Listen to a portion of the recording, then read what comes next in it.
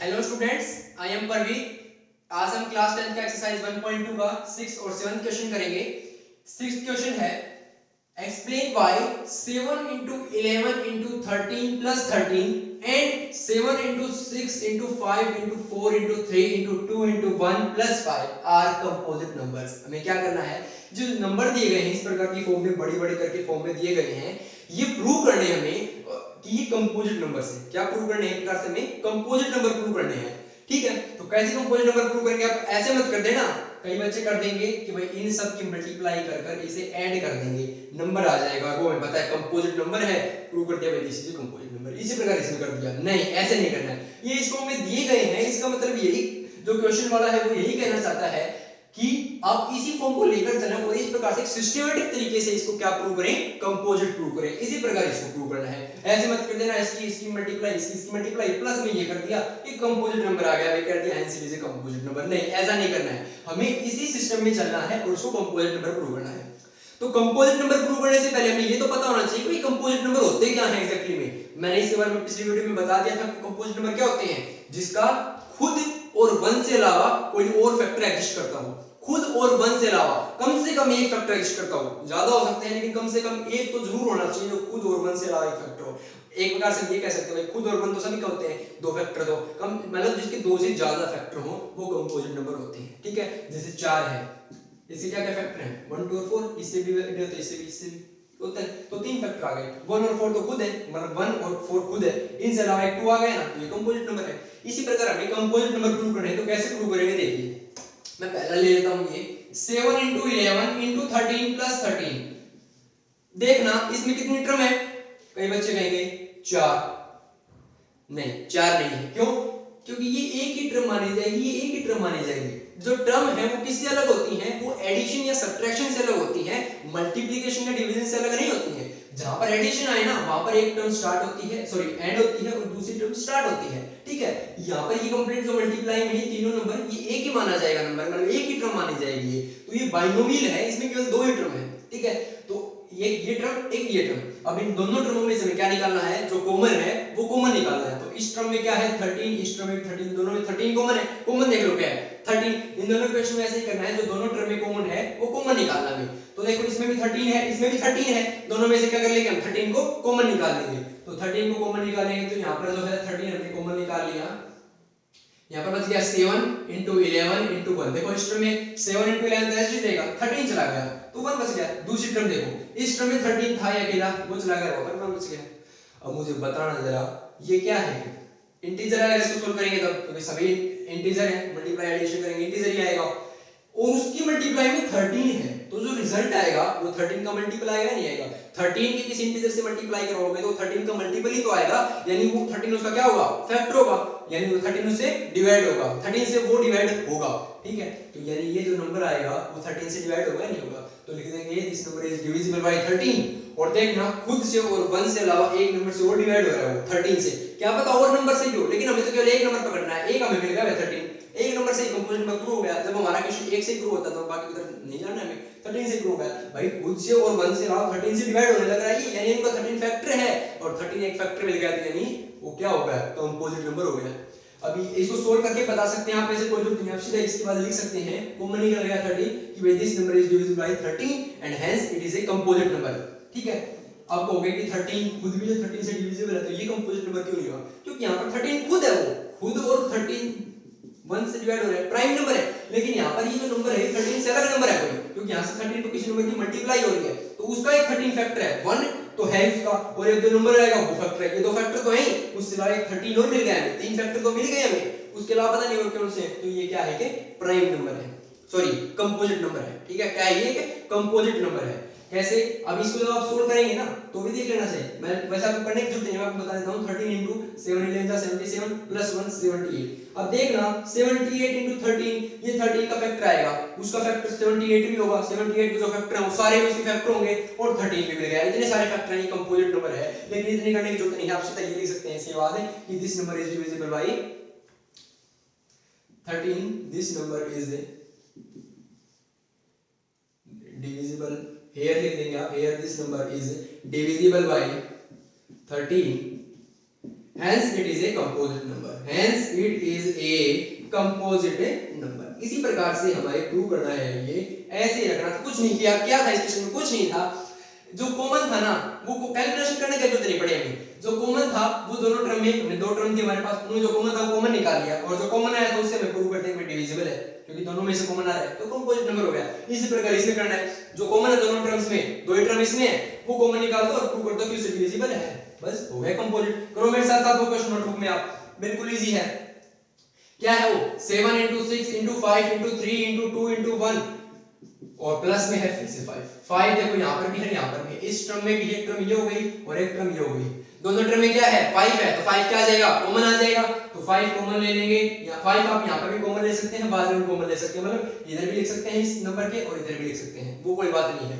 7 into 6 5 चला गया, इस टर्म में तो 5 चला गया, तो बाकी बच गए, और उसमें 5 था, ये अकेला वो चला गया, 1 बच गया। अब ये कंप्लीट नंबर है, ये 5 से डिविजिबल हो रहा है खुद, और 1 के अलावा एक फैक्टर में 5 मिल गया, तो ये कंपोजिट नंबर है। Here this number is divisible by, this number is divisible by 5, ये नंबर है वो 5 से डिविजिबल है, 5 इसका एक फैक्टर है, hence this is a composite number, इसलिए ये क्या है, एक कंपोजिट नंबर है। हमने एक्सप्लेन कर दिया ये दोनों क्यों कंपोजिट नंबर है, क्वेश्चन में हमसे यही पूछा था कि explain why this and this are composite numbers, दो नंबर हैं ये दोनों इस फॉर्म में दिए गए हैं, कंपोजिट प्रूव करने थे, हमने एक्सप्लेन करने थे कैसे ये कंपोजिट हैं, तो बता दिए भैया ऐसे कंपोजिट हैं, फैक्टर मिल रहे हैं उसका, तो कुछ नहीं, दोनों क्वेश्चन में जो कॉमन था दोनों में वो निकाल दिया कॉमन, और बता दिया वही इस कॉमन वाले नंबर से डिविजिबल है, दोनों टर्म्स मतलब एक का पूरा नंबर ही उससे डिविजिबल है, तो ये क्या हो गया, ये कंपोजिट नंबर हो गया।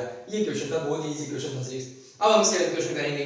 7th क्वेश्चन भी बहुत इजी क्वेश्चन है, स्टेटमेंट का क्वेश्चन है, उसमें क्या करना है हमें, एक प्रकार से एक स्टेटमेंट दी गई है, क्या स्टेटमेंट दी गई है देखो आपको बता देता हूं। स्टेटमेंट ये दी गई है, बताया गया है एक स्पोर्ट्स फील्ड है, क्या है कि स्पोर्ट्स फील्ड है, उसके बाहर एक सर्कुलर ऐसे ट्रैक है रेस का, क्या है कि सर्कुलर ट्रैक है रेस का, there is a circular track around sports field, ठीक है, उसके बाहर एक जहां पर बच्चे रेस लगाते हैं, मान लो ये हमारे पास ये सर्कुलर ऐसे था, इसके बाहर एक सर्कुलर ट्रैक है, या कैसे भी कह सकते हैं there is a circular track around sports field, ऐसे है जहां पर रेस लगाते हैं ऐसे ही, ठीक है, लेकिन हमें डबल लेने की जरूरत नहीं है, हम एक प्रकार से ऐसे लिखाएंगे, एक से ही ये हमने लिखा दिया, ये एक सर्कुलर फील्ड है, इसके बाहर क्या है, ठीक है, रेस लगाने का एक ट्रैक है, ठीक है, एक कोई भी पॉइंट है, स्टार्टिंग पॉइंट जिसे मान लेते हैं हम, वहां से दो बच्चे हैं, एक है सोनिया और एक है रवि, क्या है, दो बच्चे हैं, एक है सोनिया और एक है रवि, तो क्या करते हैं वो दोनों सेम पॉइंट यहां से स्टार्ट करते हैं सेम टाइम पर और सेम डायरेक्शन में जाते हैं,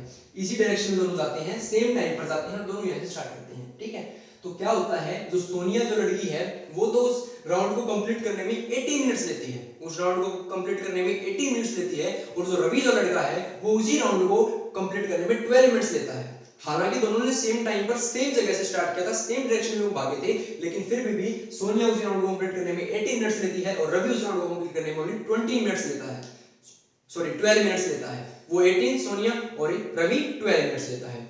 अब कहता है ये कि स्टार्टिंग से भाग पड़े दोनों, अब हमें ये बताना है कि कितने टाइम बाद दोनों स्टार्टिंग पॉइंट पर फिर से मिलेंगे, स्टार्ट तो वहां से किया था उन्होंने, भाग पड़े, अब भागने के बाद दोबारा वो स्टार्टिंग पॉइंट पर कब मिलेंगे हमें ये बताना है।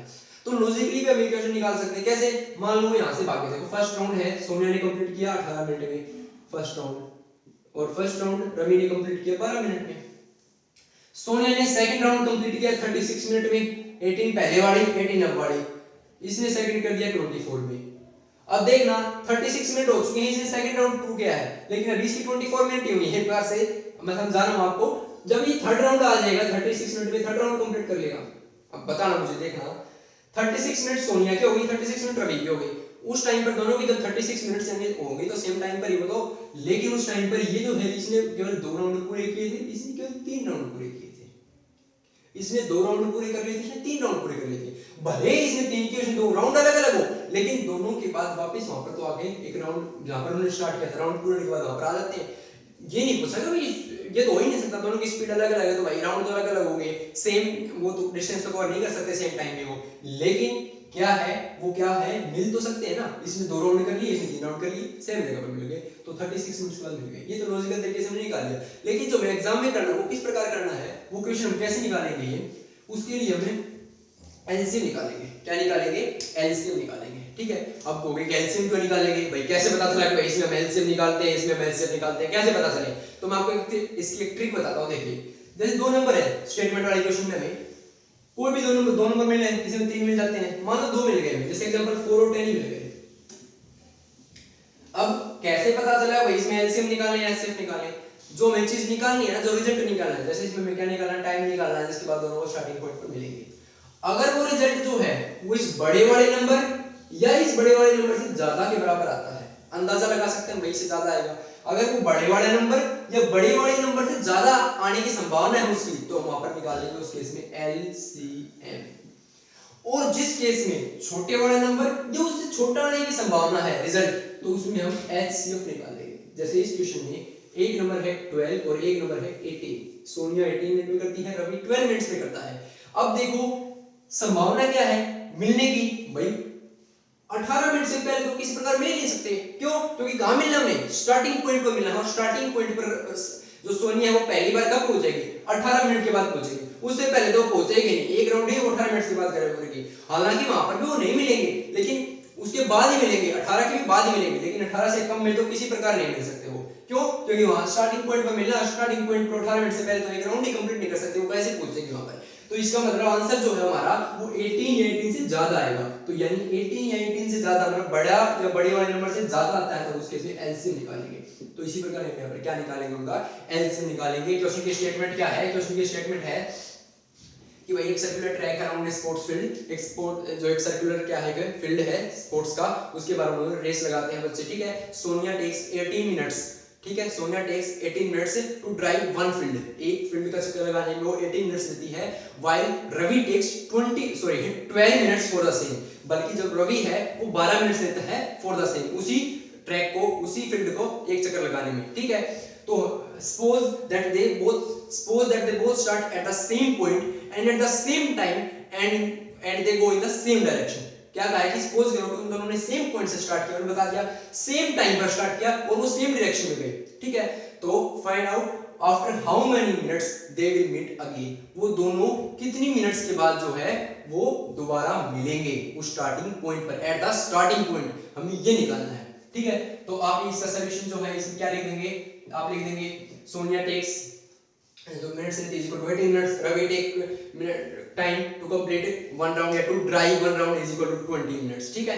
तो फिर उसके बाद क्या लिखेंगे, हेयर वी कैलकुलेट, क्या लिखेंगे, here we calculate the LCM of 80 minutes and 20 minutes, ठीक है। क्या निकालेंगे, एलसीएम निकालेंगे which gives us the time after which they will meet again, they will meet again at the same point। क्या निकालेंगे, हमें एलसीएम निकालेंगे, इससे हमें पता चल जाएगा कितने टाइम बाद दोनों स्टार्टिंग पॉइंट पर मिलेंगे। तो एलसीएम किसका निकालेंगे, 18 एंड 12 का निकालेंगे, 18 और 12 का क्या निकालेंगे, एलसीएम निकालेंगे। तो यहाँ पर 18 ले लिया मैंने, यहाँ पर 12 ले लिया, प्राइम फैक्टराइजेशन ऐसी एक्सरसाइज हमने क्वेश्चन कर लिए सारे एलसीएम के, खुद करो। अब तो ये कुछ भी नहीं है, 2 9 3 3 3 1 2 6 2 3 3 1, क्या हो जाएगा, 18 को मैं लिख दूंगा 2 into 3 into 3 और 12 को मैं लिख दूंगा 2 into 2 into 3 2 into 3 into 3, 18 को लिख दिया, 12 को लिख दिया 2 into 2 into 3 2 into 2 into 3, इसको लिखता हूं 2 into 3 को दो बार लिख दिया तो 3 का स्क्वायर, इसी प्रकार 2 को दो बार यहां पर लिख दिया 3।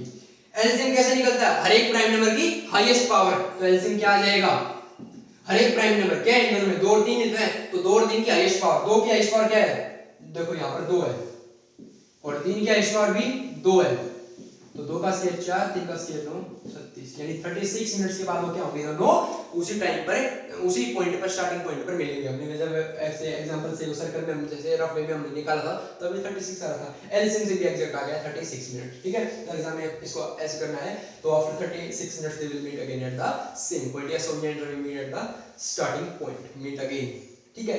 तो after 36 minutes Sonia and Ravi meet again at the starting point, will meet again, ठीक है।